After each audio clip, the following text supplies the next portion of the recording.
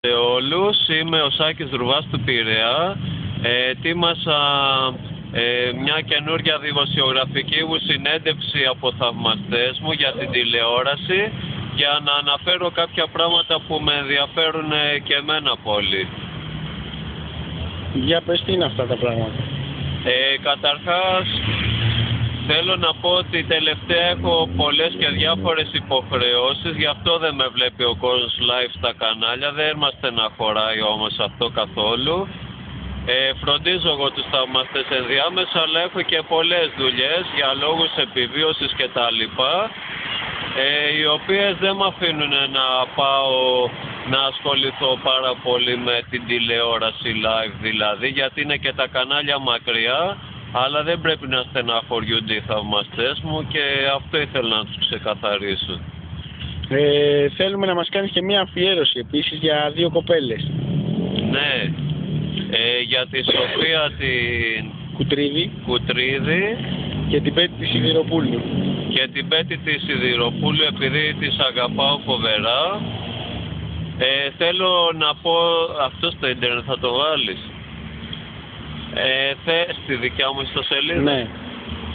Θέλω καταρχάς σαν άτομο, σαν Σάκης Δρουβάς του Πειραιά, επειδή μου αρέσει πολύ να βελτιώνομαι και μια που θα μπουν οι δηλώσεις μου στην ιστοσελίδα μου Σάκης Δρουβάς του Πειραιά, ότι οι θαυμαστές μου που έχουν ψυχιατρικά χάπια και φάρμακα να τα αφήνουν μέσα στους σκουπιδοντενεκέδες της Νίκαιας, γιατί μου αρέσουν όλα τα φάρμακα πολύ. Βρήκα εδώ Ρισπερντάλ πολύ ωραία, τα οποία είναι για τη σχιζοφρένεια, επειδή είμαι και σχιζοφρενής εγώ. Ό,τι χάπια αντικαταθλιπτικά, Ξανάξ, Προζάκ, Σιταλοπράμι κλπ. Περισσεύουν από τον κόσμο, να τα βάλουν στους κάδους με τα σκουπίδια να φαίνονται βέβαια τα κουπιά.